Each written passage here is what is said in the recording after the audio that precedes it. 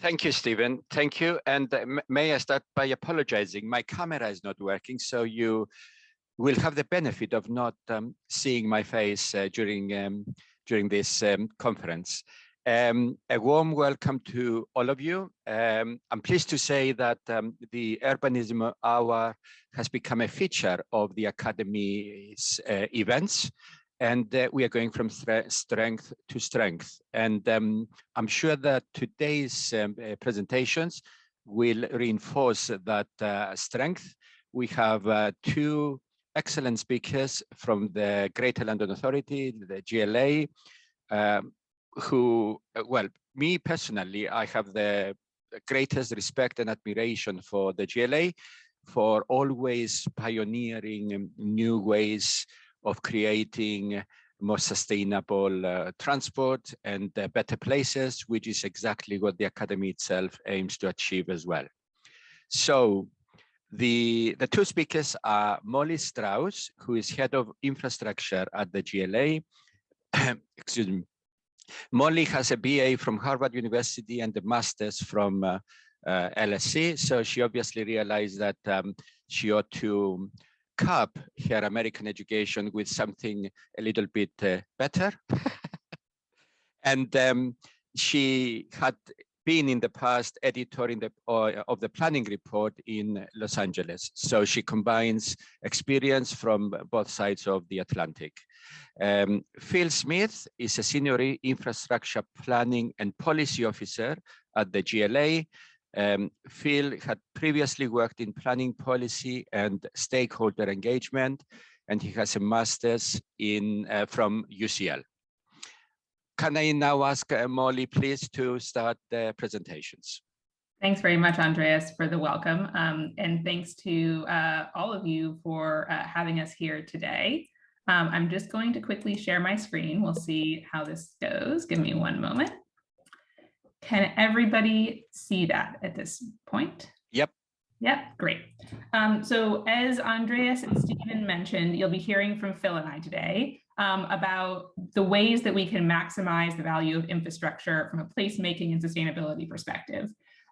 So as was mentioned, I head up the infrastructure team at the GLA, and we're going to be focusing today on some work that occurs within our infrastructure coordination service, which is a pilot project that began in 2019, summer of 2019, and seeks to improve the way that infrastructure is planned and delivered across London in partnership with utilities, telecoms, boroughs, and many others. So you can see we have a sort of number of different areas of focus in the service, including improving streets, improving the way that development connects into infrastructure, and improving how we forward plan for infrastructure in high growth areas, with a number of data tools and policy work that we do alongside that, all for the purpose of reducing disruption on London's road network, while also improving places for the people that live there along the lines of what's here at the bottom of the screen.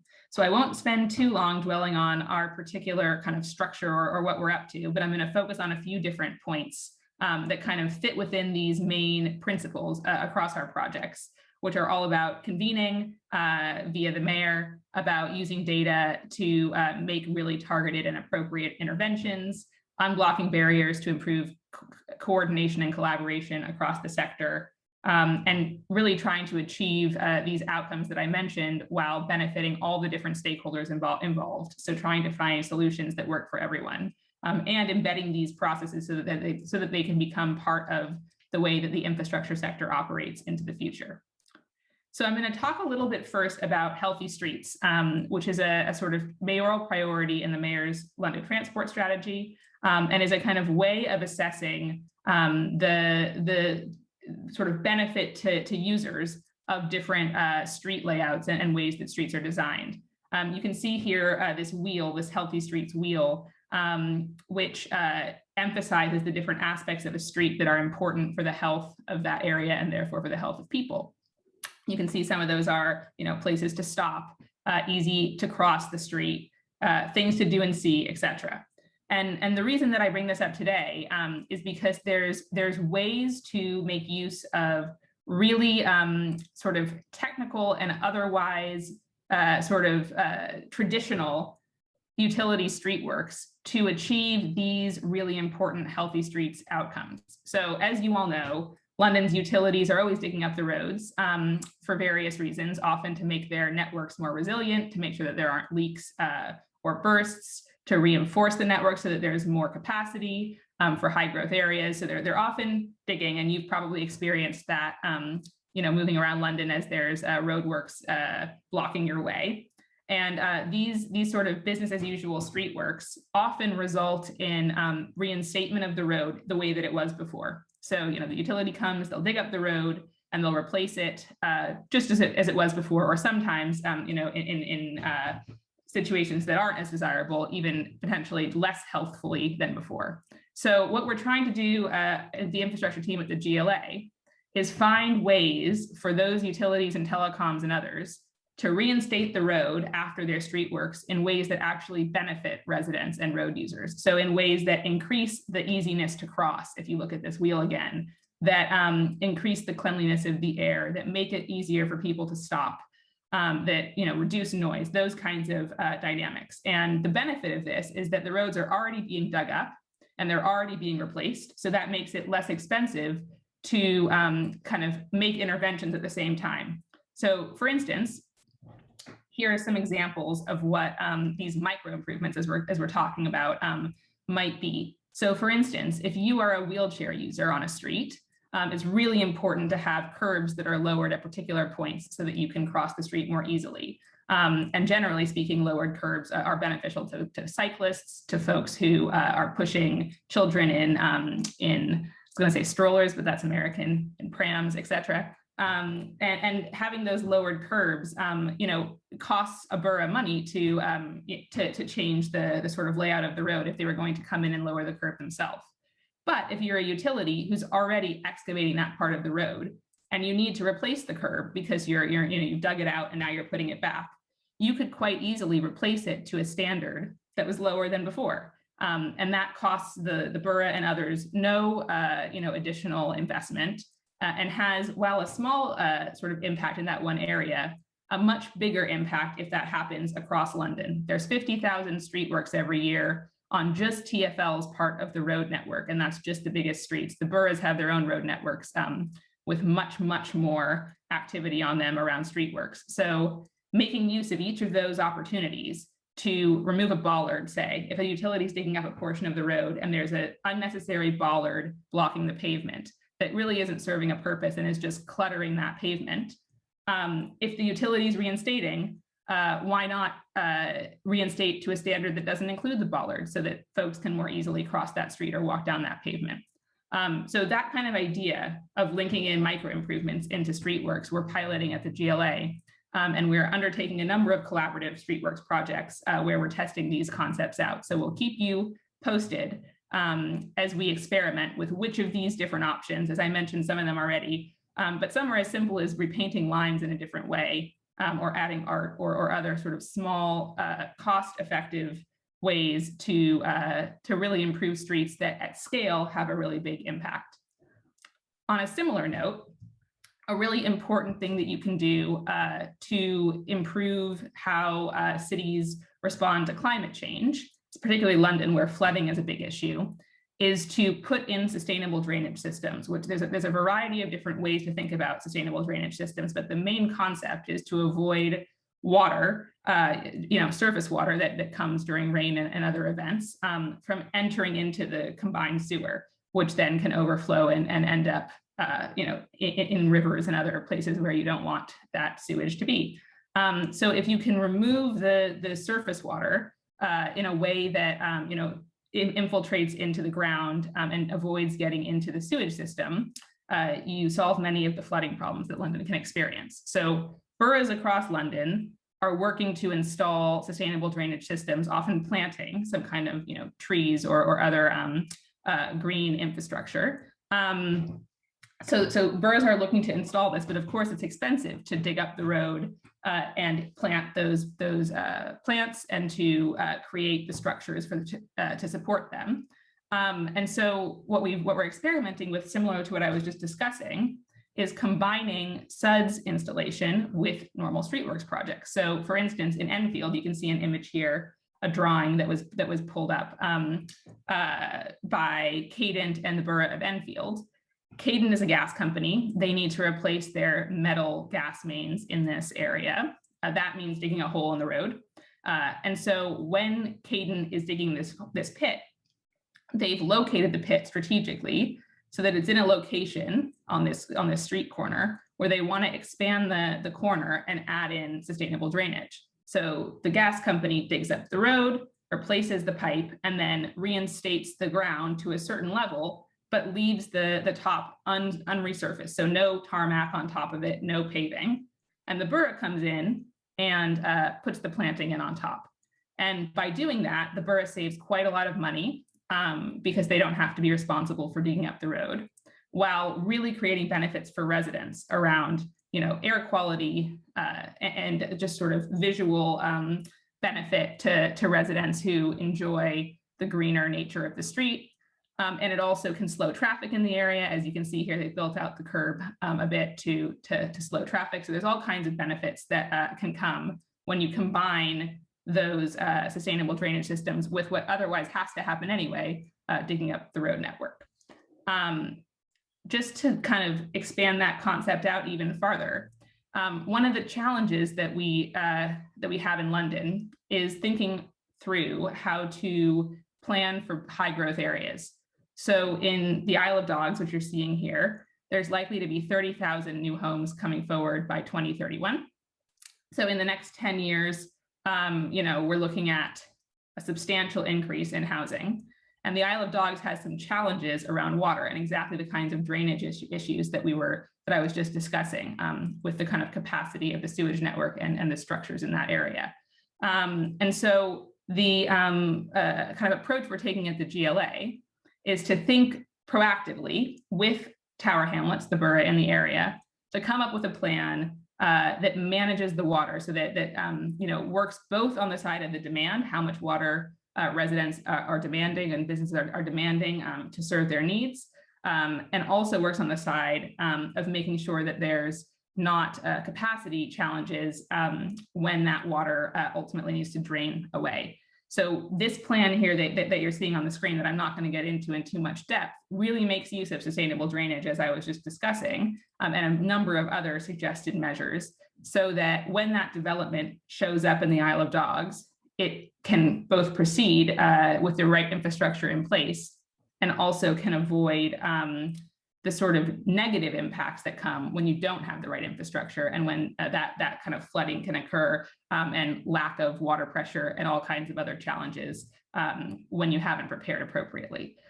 So that kind of extends the idea of sustainable drainage to a whole area as a solution to some of the problems that might otherwise be faced. With that, I'm going to hand it over to Phil to tell you a bit about a different project that I think you'll be interested in. Great. Thank you, Molly. I will just share my screen.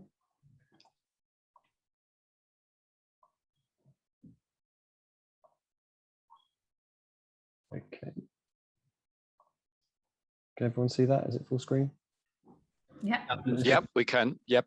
Okie doke. Thanks very much. Yep. Okay, so my name is Phil Smith. I'm a Senior Infrastructure Planning and Policy Officer in the GLA's Infrastructure Coordination Service. And today I'll be talking to you about a project I've been working on electricity substation design. So to start with, what are electricity substations?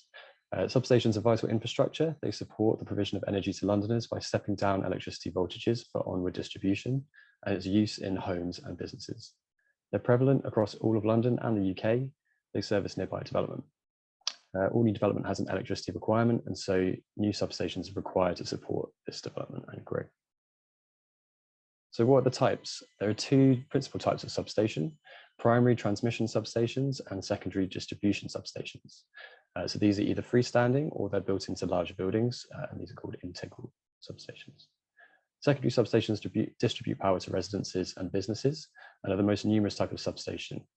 UK Power Networks estimates there are around 50,000 secondary substations in London, and these are distributed in neighbourhoods across the city. We know that there are 350 secondary substations on the Isle of Dogs alone. So it's safe to say substations are everywhere, and once you know what they look like, you'll see them all the time. So I spot them as I walk and cycle through the city. The tweet on the right is a great example of residents taking substation design into their own hands. So what are the problems? Substations are built according to a specification, and this often results in a similar appearance and layout with typical building materials and designs replicated throughout London. Given their use, they're largely uninhabited buildings except for routine maintenance. They often have security features, they're surrounded by underutilized land or blank walls. Design is driven by compliance and rarely anything else. So this diagram illustrates some of the issues. Substations are often incongruous with local buildings and places. Blank facades can lead to vandalism and perceived issues with safety. The space around them is often underutilized or void of use, and they're nearly always disengaged from the streetscape. A key issue is their resilience to a changing climate. So they've got a high thermal mass, which may lead to overheating, especially with increased high temperature weather events. Further problems include a monofunctional land use. So this is a huge waste of space in a city like London, which has such high land values. And this infrastructure is rarely built with community engagement, which leads to resident dissatisfaction with infrastructure. These are some of the examples in Tower Hamlets, actually. The two on the right are quite good examples of extremely poor substation design. So what are the policy drivers for change? A key one is good growth by design. So this is a mayoral programme which seeks to ensure that growth enhances the design of neighbourhoods for all Londoners. Infrastructure such as substations which support new development and growth needs to be well designed and positive to contribute to places and communities. Net zero is obviously also another important policy driver. With the decarbonisation agenda, there's a movement towards increased electrification. This means more substation infrastructure is needed. And if we know we need lots more substations in future, this is a really good moment to proactively consider the design of existing and future substation infrastructure assets. A further policy driver is ambitious national infrastructure. This is a programme set out by government, transforming infrastructure performance. So government set an aspiration for infrastructure to contribute to placemaking and design quality, the infrastructure to contribute to the improvement of places through regeneration and adaptation to pressures such as climate change. So what are we doing? What are the project goals? We want to interrogate, challenge and influence existing practice with a view to provoking better design. We want to leverage infrastructure assets by identifying compatible uses and delivery of multiple functions. And we want to better integrate substations into the public realm. While doing this, we also want to think about how these assets can contribute to climate change mitigation and adaptation and how they can be more resilient, as well as how they can deliver social value. Thinking more broadly, we also want to mainstream infrastructure architecture as a project typology, as it's something that doesn't get much attention within the architectural sector at the moment. What are the possibilities? So these graphics show how we've broken apart the standard freestanding substation typology to better understand its components and the design opportunities that exist. There are loads of possibilities, and some of those are shown here. These include activating facades, making use of the space above the substation, engaging the structure with the street, and extending the public realm. We think there are lots of different opportunities with this project, and I've sought to list many of them here. There are some great precedent case studies from abroad, which are illustrated in the pictures, and there are some that already exist within London. The key opportunities we think that exist are placemaking, diversification of function, so these assets do more for people and places, potentially play in active landscapes, so you can kick a ball against them, especially those kind of existing brick structures. I think a lot of people have shared memories of kicking balls against them as kids. New kind of design can create visual interest and amenity, which is good for walkers and cyclists. They might be able to be places to stop and rest or shelter from the weather. Economic uses such as cafes and kiosks are also a possibility.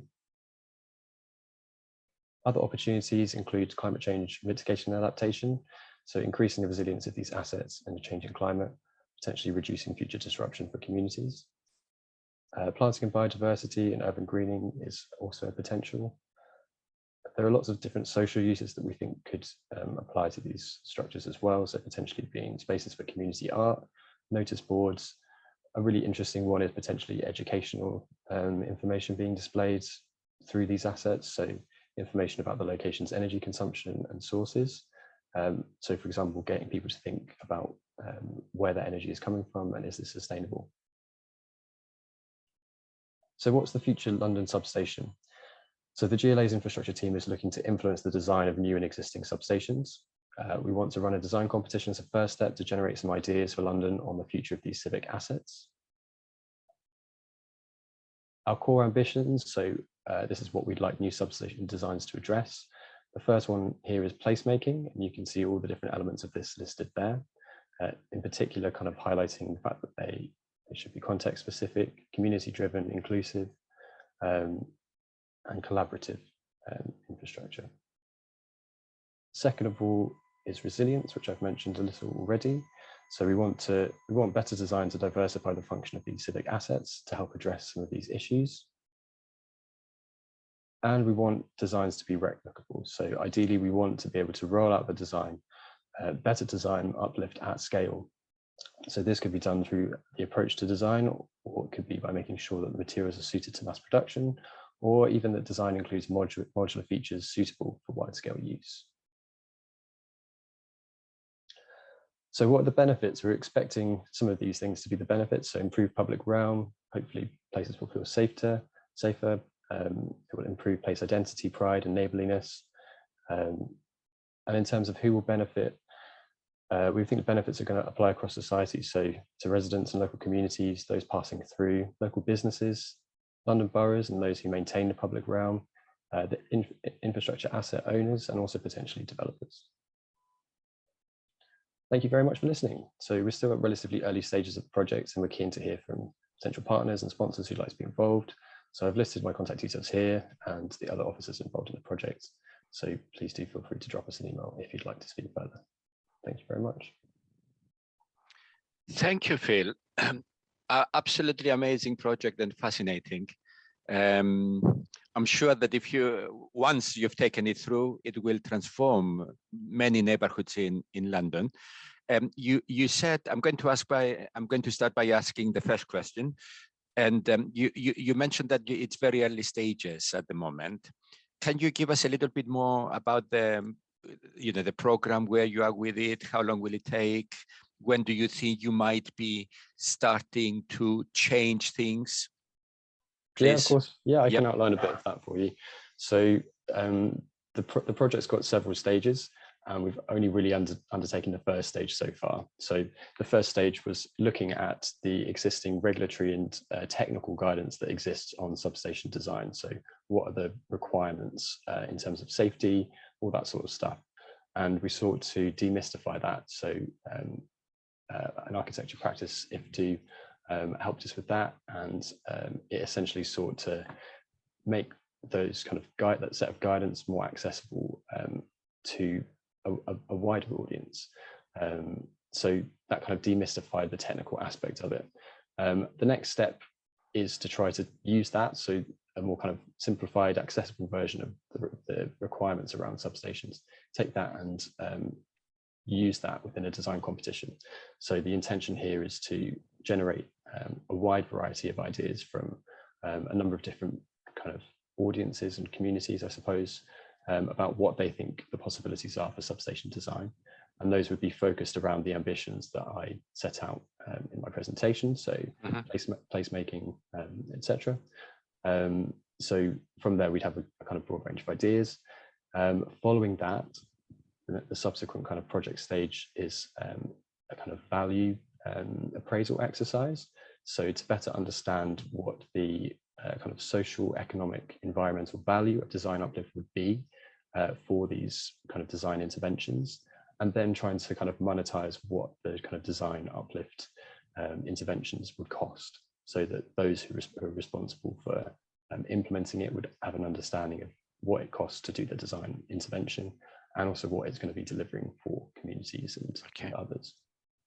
And then, sorry, just the final bit. Of course, the final bit is we're looking to potentially produce some design guidance, so a best practice kind of guide for people to use to try and help them when they're thinking about delivering substations. And then you mentioned about the design competition as well. I'm just thinking about the architects amongst the audience. They probably can't wait to get their hands on such a competition. When is that likely to be? So we don't have a date scheduled for that yet. One of the key things is kind of project funding really and sponsorship. So we're looking to try and we're already working quite closely with UKPM and Tower Hamlets, but we kind of need some more partners, I suppose, to get involved and be interested in the project in order for us to progress to the next stages. So fine. Thank you. Can I ask Kevin Murray, you've got a very interesting comment, and LDDC, this is something that I was very, very prominent in my earlier career. Would you like to make your comment or ask a question, Kevin? It was really a comment rather than a question to say thank you for the presentations. And it was the issue that these pieces of infrastructure kit are often deemed too complicated to do anything more ambitious with, and they therefore default to a kind of minimalist regulatory box of whatever, brick, metal, whatever. And I think that I was referencing the Docklands example where the LDDC had promoted more ambitious designs for pumping stations, some of them quite flamboyant, but they were part of a more creative approach. The other danger is to some extent, some of the phone boxes. I think when the Mercury ones came in, when we had privatized boxes, you had a different approach there.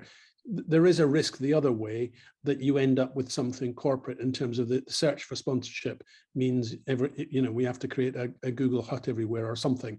Right. Yeah. A KFC Hut.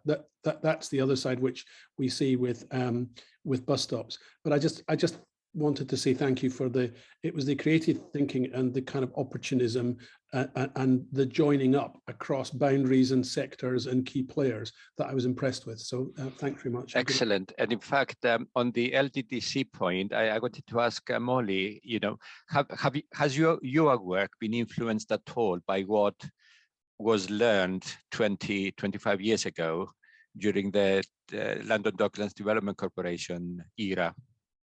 It's a great question, Andreas. I can't say that specific example has been the driver, but there's been many kind of parts of London's history that have inspired us, and part of that is the delivery around the Olympics and LDC rather than LDDC. That the sort of approach is taken there, and also in VNEB, Vauxhall Nine Elms area, where many infrastructure challenges arose due to lack of coordination that now has been overcome in VNEB and that we're trying to sort of replicate here. So I would like to go back and look more closely at LDDC, which I'm not quite as up to speed on. Well, if you need any help, I'm sure Kevin would be, because I know that Kevin was involved at that time. So, okay. Thank you. I'm going to move on to the next question, which is from Timothy Solomon, and it's a specific one about SADs in the Isle of Dogs. Yes. Timothy, would you like to put your question, please, to Molly? Sure. I mean, it was essentially just with that work, I was curious to find out when that work took place and how it was integrated into the planning process, really, and whether it influenced area action plans or the local plan or master plans. A really good question, Timothy. So I think that the first thing to say is that this is different from much planning that would usually happen at the borough level, because it's a partnership between the GLA, the Borough of Tower Hamlets, and the utilities. So frequently, boroughs make their plans kind of per borough requirements, and then sort of revisit the utility side of things later. The intention here is to create a set of comprehensive and complete infrastructure strategies well in advance of this development coming forward that's taking this partnership approach. So it's a little bit outside of the sort of standard planning process. But that said, I know that the Tower Hamlets local plan for the area, the kind of principles outlined there, and also the principles outlined in the London plan, influenced and fed into the development of the Isle of Dogs and South Poplar strategy. So it definitely was reflecting back. I see Phil nodding, who is deep in the weeds on integrated water management strategies right now. So you might want to add something, Phil. I am, yes. No, I can add to that a little, yes. So Tim, I suppose one of the key outputs of the IWMS was policy recommendations. So when it does come to local plan refresh, there are recommendations on policy wording and clauses that could be included within the local plan. And the other thing was there's a developer's checklist, which essentially leads the developer through different kind of policy requirements and aspects of the IWMS that they can implement and show information on as part of their planning application. which we're hoping is going to be useful. I think there is a few kind of teething issues with that. I think, for example, like there's no obligation for developers to necessarily use the checklist, but we're hoping to try to address that potentially by including it within the local validation checklist. So there are various ways of trying to make sure that the outcomes from the IWMS are integrated into the kind of planning process, I suppose. And sorry, is that, oh, sorry. Just to say one thing, which is that, oh, sorry, I've pasted in the chat the actual full document, which has an enormous amount of detail in it. So if you do want to get in the weeds, that's where to go as well. Excellent. Thank you, Molly. Timothy, did you want to say something else? Follow up? No, I mean, I can look into that, but I mean, I was curious, does it filter into, is the intent that will filter into site allocations and those kind of things at that level of detail? Say that again, well? I only heard half of that. Well, is it intended that the document kind of filter down and kind of provide advice on site allocations, for example, that come up? Yeah. Yeah, so it does include some quite specific details. So the strategy, I suppose, is based on growth projections, and that is done at different scales. So I think probably give it a read just to kind of get into the detail of it, but it does contain some quite, I suppose, like precise geographic recommendations. So. And just to add to that, we're intending and starting the process of developing a sub-regional IWMS. So we're sort of scoping that out right now. We're very early days. So, you know, not saying that that's absolutely going forward yet, but lots of interest. So we're exploring this kind of at different spatial scales as well. That's probably answered my next question, actually, Molly, because I was intrigued by what you said earlier about the approach to flooding on the Isle of Dogs and planning for the future growth, etc. Isn't that something? There are two aspects to my question. The first one is, if we are able to do it in the Isle of Dogs, why are we not doing it everywhere? Yep. That's the first question. Great question. And the second part is, if you are doing this, because currently the practice is that you know, a developer comes along, you know, they need to upgrade the drainage system, they need to do this and and they help in delivering the upgrades. Are we now saying that those upgrades will be carried out in advance by the GLA? I can clarify both of those, and Phil, please feel free to jump in as well. Again, I have an IWMS expert with me on the line, fortunately. So the first thing to say is, yes, you know, the GLA's vision is that this is a forward-thinking and innovative way to plan for water across London, and absolutely there should be application beyond the Isle of Dogs. We've started there because that was a logical place to begin. But we're absolutely exploring, again, at the sub-regional level and also in more specific areas and thinking through as we speak the best way to kind of make this offer available more widely to support on these kinds of strategies.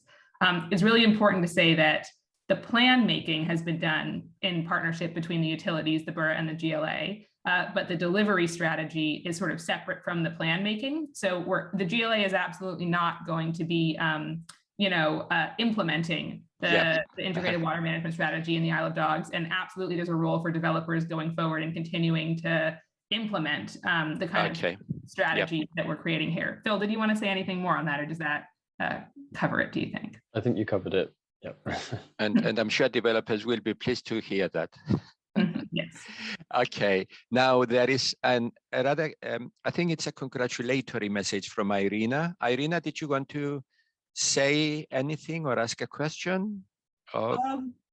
Sorry, yes, it was just more like a thank you rather than a massive question, because as you know, I work for at the group level for Taylor Wimpey, and this is one of the biggest issue. And I'm not even talking about London. Of course, we do have some developments in London, but I'm talking nationwide. Yes. It was very, very good to see the kind of thinking process, because I'm currently providing all sorts of in-house guidance on how to detail the place and how to pay attention to all those things which are traditionally been really overlooked, and then they end up being an eyesore. an absolute eyesore. Yeah. Substations and other pieces of infrastructure. So that was an extremely interesting presentation that gave me personally a lot of food for thought, and I'm very pleased that at least Excellent. Focusing on it. Thank you for that comment, Irina. Much appreciated. Then there is a question which puzzles me as well about the coordination of the utilities. That's Thomas Findley. Thomas, would you like to put your question? Yeah, I guess it's a question about how good the communication is between yourselves and other local authority teams and utilities companies, and how much foresight you have. Do you have like a good list of what's coming in the next few years, or how does it work? Yeah. Thanks, Thomas. So Molly, this is what puzzling all of us, I suppose, because you started by talking about the digging up of the roads, etc. We are all familiar with that, and would like to know a little bit more how much you as the GLA have managed to bring all these different utilities together, how advanced your cooperation is, etc. It's a great question, and I didn't delve into this. I wasn't sure sort of how interested people would be, but I'm glad to hear that you are. I find it interesting.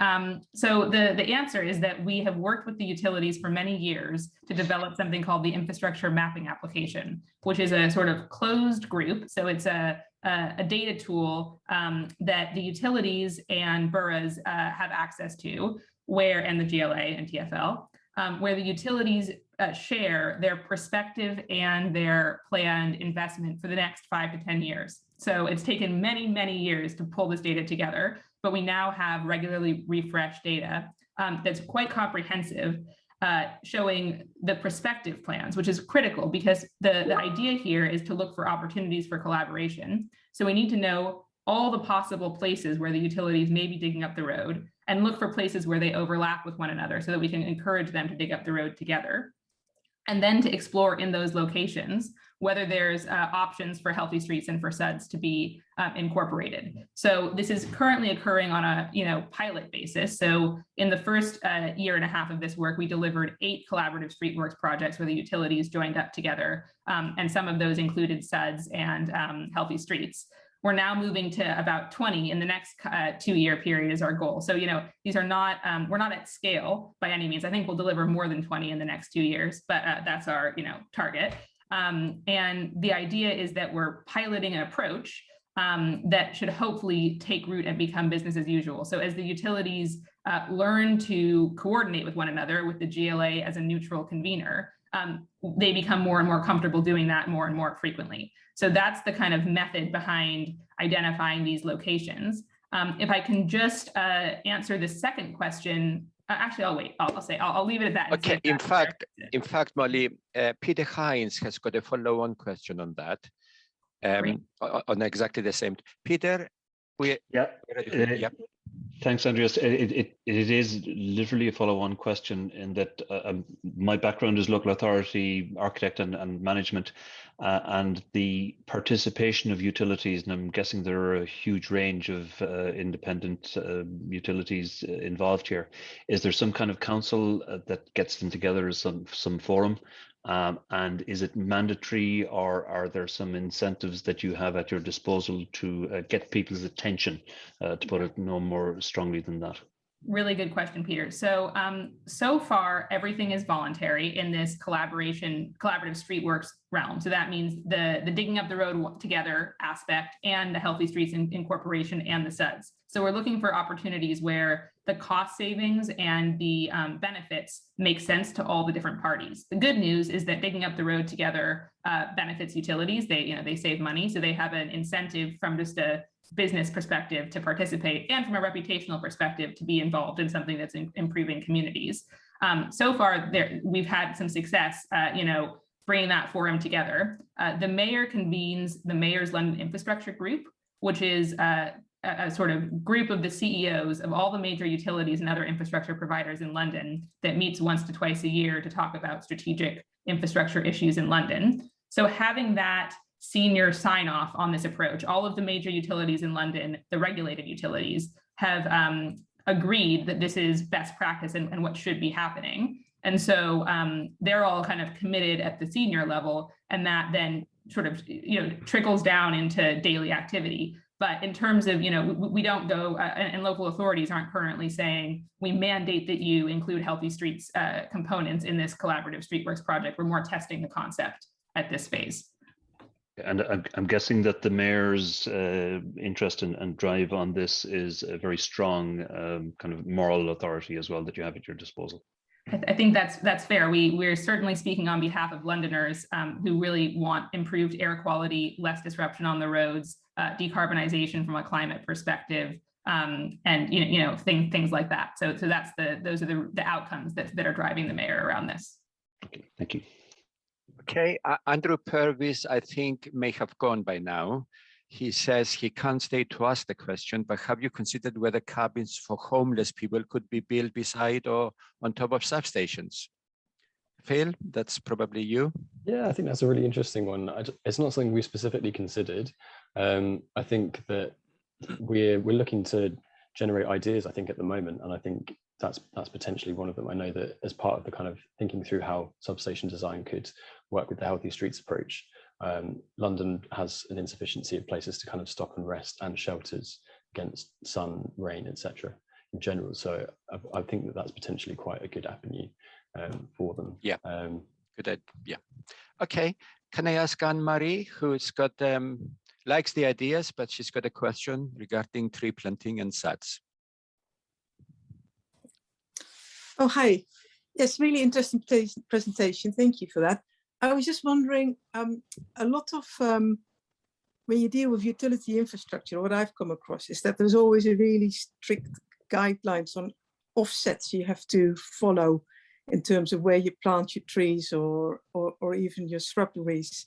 So, that can be like 5 to 10 meter sort of corridor. So I'm just wondering whether you've come across that as well, and more generally, how you who designs the landscape plan and who works with the utility companies to make sure where presumably they dig the hole where they need to have access to their pipe and infrastructure, which is, I assume, a different location of where you can actually plant your landscaping or do your landscaping. So who sort of coordinates that, and have you come up difficulties into that? Great question, Anne-Marie. So the short answer is that we've piloted this SUDS and Streetworks collaboration in Enfield recently. And in that case, I can't speak to SUDS and utilities across the board 100% of the time, but in the case in Enfield, there were not concerns from the gas company about planting on top of the hole that they had excavated. So they literally did excavate a trench, or not even a trench, sorry, a pit in which they were going to, do their utilities work on their main. And when they reinstated that pit, SUDS planting was done on top of it. It wasn't trees, I don't believe. It was more like, grasses and things like that. Yeah, low level plants. So I think in that specific case, it wasn't just that one pit. They did SUDS in a much wider area alongside these gas works in Enfield. I'm happy to kind of pass on the technical documents if that's helpful and connect you to the right people. But the short answer is that it hasn't been a barrier yet, and that the designs of the SUDS were sort of designed by the borough, but confirmed by the utilities company that that it was suitable for the collaboration. And so it hasn't been a barrier yet. All right, that's really good to hear. Actually, one other question, if I may have a moment. Go ahead. Yep. Yeah. The other thing is, in terms of the substations, I've been working in a neighbourhood a lot where we have tried. I'm working on behalf of the landowner, and we have tried to create slightly more funky architectural design substations. And one of the problems there we came across was also the maintenance of it. So even if the landowner offered to pay for the additional cladding or the better materials that were more in keeping with the local area, the utility company or the developer, or between them, they still wouldn't go for it, just because they didn't want to be responsible for the upkeep of the higher spec materials. I'm just wondering if that's, again, something that you have come up against, or how you are planning to deal with that. Yeah, that's another really good question. So I think it's something that we're quite aware of. I think that we're obviously working closely with UKPN, and they've indicated that maintenance is a key issue. I think ideally we'd wish to kind of get to a point where we've got some kind of standard design uplift interventions that we know that UKPN or whoever the distribution network operator is happy with, so that you don't have to have that kind of complex conversation on we'd like this, they're not sure, you know. So if we can kind of get a kind of shopping list, I suppose, of the things that UKPN would be happy with, I think that would make the whole process a lot easier. But it's something we're working through, Anne-Marie. So yeah, something we're thinking about. On that very same point, Phil, I was wondering how will you get the different electricity companies to opt for, I don't know, better architecture, for example? Is it just down to the GLA's moral authority, or how will you achieve that objective? Yeah, so I suppose in terms of the mechanics of it, the developers are responsible for producing the shell, and the electricity distribution network operator is responsible for the kit within that. So it comes down to the developer to propose the design of the substation shell, and UKPN or the equivalent delivers the kit inside it. And the shell is kind of goes through a UKPN approval process. So I suppose the point where we're trying to influence is we're seeking to influence developers in their designs that they then propose through to UKPN or their equivalent, and uplift what they're proposing. And as Anne-Marie kind of has highlighted, trying to liaise with the distribution network operator to make sure that they're happy with that and that the process is smooth and straightforward. And just to jump in, Andreas, and say, you know, we designed this project, the concept for this project came in part from the GLA and in part from UKPN themselves, who recognize that substations really need a change. Yeah. So there is buy-in from the electricity companies already. Fantastic, excellent. I now come to a comment. I think I may have put my foot in it by a comment I made at the beginning, which prompted a comment from Sam Corser. Sam, would you like to make your point, please?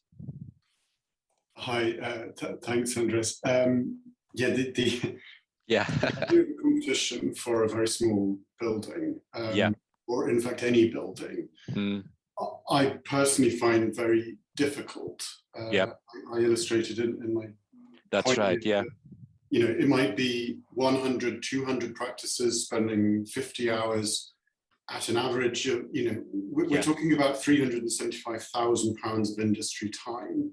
And yes, I and many others would love to work on the design of something like this. It's a very sensible, beautiful thing. Of course, yeah. And I don't see why, and this isn't obviously a question specifically to this organization, it just any competition just annoys me enormously, because of the vast, vast cost to the industry of giving away the designs for free. I'm afraid I find it lazy on behalf of clients to ask for £375,000 worth of work and then sort of cherry pick whichever bits, you know, or practice they want to work with. I mean, so that's one problem. The other problem, of course, is it separates totally the designer from the process of design. You can't do that in your office. You have to engage with the site, with the client, with the users, with the very specifics of each individual plot in order to do this. And the idea that one can disengage these 100 or 200 designers from that process and come up with something which is worthwhile is just backward, I'm afraid. Yeah. So I would say the sensible way to do it, and the only proper way, is an expression of interest. Choose who you want to work with, not what you want to work with, and then work with them properly for a, you know, 100th probably of the cost to the industry. Very good point, Sam. Thank you. Molly, would you like to respond to that? I'm happy to jump in on that. The first thing to say is that we're definitely not committed to a competition, and we're not, you know, as Phil said, we're sort of still seeking out funding for this project generally. So you're hearing an early stage proposal here, and we're really keen and welcome ideas about the best way to identify really good ideas from the industry here. I think the concept behind a design competition is that the benefit that we saw that made us consider it is just the ability to get a bunch of different interesting inputs into into the process. And so recognizing the cost there, I'm going to hand over to Phil to talk about a few of the things that we're considering. But just to say, one of the things that we're certainly planning to do that we haven't yet fully done is work with the mayor's design advocates, which is a group of 50 built environment professionals that the mayor convenes, often with architects and others on board, who weigh in on design questions. And we'll certainly be speaking with them and with any other architects and others who have a view to get to the best approach to find these interesting ideas and move forward. So we're really keen to hear your take on that, Sam, and thank you for sharing it. And I'll hand over to Phil on this specific project to talk about a few of the ideas. Yeah, completely. Thanks for your kind of question, comment, Sam, and Molly's completely right. So we've kind of considered a few different avenues. A design competition is just one of them. So one kind of alternative is potentially a design charrette, where you get kind of more tailored selection of practices or groups of people to contribute ideas, and their time is paid for. And I think we're extremely cognizant that we don't want to be asking people to be doing stuff for free. We don't want to just be kind of gathering ideas and not recognizing, the kind of intellectual property almost of that. So it's not something we've not thought about. And I think as Molly says, we'll be speaking with the design advocates going forwards, and I'm sure whatever we do come up with is going to be it's a shame if only well-off practices are able to be engaged in the design process, and also of course well-off people who are able to then work for practices who can't pay the staff properly. So the problem does come back to clients on this, I'm afraid. I hope you've been reassured by the answers, Sam. Thank you very much. Yes. And I apologize if I kind of gave the wrong message. Thank you. It just proves my wife is right when she says that I'm not perfect. I've got two more questions and only 6 minutes left. One is about a possible problem I can see with the implementation of this program, Molly, in that it might result in a patchwork of improvements without much of a overall master plan, if you like.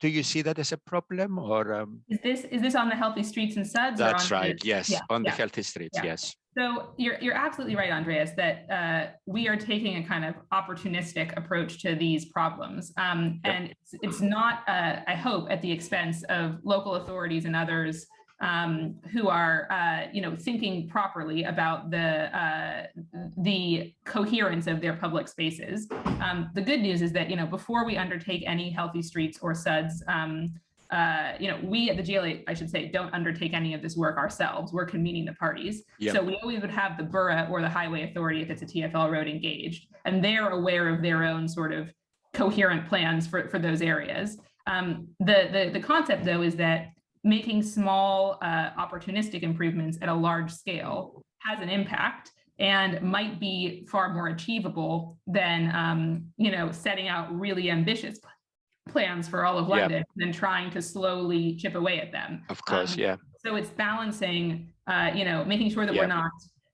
preventing or impeding the coherence of local plans, while also taking advantage of these kind of obvious opportunities to make things better. So that's what Excellent. I would say.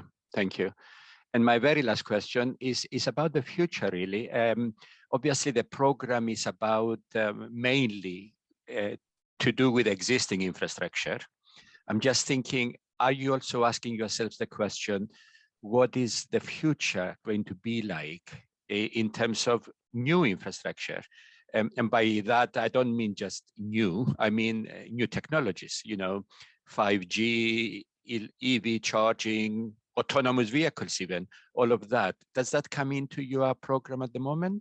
Yeah, absolutely. Well, I think one of the big questions that we're grappling with is the implication of net zero targets. So the central government has a 2050 net zero target. The mayor has a separate 2030 target for London, which means a really high level of change required for utilities, for roads, for, across the board, across infrastructure, to achieve a 2030 target. And so absolutely, we're trying, as we speak, to get to grips with what that change will look like, and how we incorporate those decarbonisation aspects into really all the areas of our work. They're already, as you've heard, there's elements of them already being achieved through our work, but making sure that the scale of heat pump installation and heat networks and, potentially hydrogen, if that is something that moves forward, all of those sort of energy changes will have knock-on effects in the built environment. So trying to think through how they fit in. I can't tell you I have the answer perfectly. No, yet, that's fine. Thank you. And I've got a bonus question as well, if you will allow me. And that is to do, you mentioned about the infrastructure mapping application. Yes. I'm assuming that's a computerized system. Yes. Sorry, go on. Yeah, I just wanted you to tell us a bit more about that and whether, in fact, there are possibilities to move it outside London as well to the rest of the country. Good question there too. So yes, it's a digital tool that's accessible online. There's a version of it that's public and available to everyone, but it doesn't, that public version doesn't contain the future investment plans of the utilities. It contains a bunch of contextual information on planning applications and other useful bits and bobs. So I'll put that link in the chat. You won't see though the sort of most sensitive data on that public version. And there's definitely interest from the utilities in spreading that tool nationally. The challenge there is that we at the GLA are, responsible for Greater London, so it doesn't really make sense for us to manage a national, tool of utilities' future investment plans. That said, there's certainly appetite for it from the utilities that work with us in London. So we are thinking about what it might look like to spread this best practice more widely. Again, no answers yet, but thinking about it. Fantastic. And I'm going to leave it there. I don't know about the rest of the audience, but I have certainly found it a scintillating, fascinating, and really encouraging hour to hear about your work. Can I thank both of you, Phil and Molly, for your excellent presentations? And can I say, keep up the excellent work on behalf of London. We want you to keep breaking new ground for the rest of us. And before closing, can I also thank everyone who has participated in today's session. I hope you have enjoyed it. And last but not least, can I thank the support team at the Academy, Kaylin, Stephen, and Linda, without whose help this would not have been possible. Can I wish you all a very good weekend. Thank you again for joining us. Keep following up the Academy events. We love it when there's more of you. And have a lovely Christmas, all of you. Thanks, everyone. Bye-bye.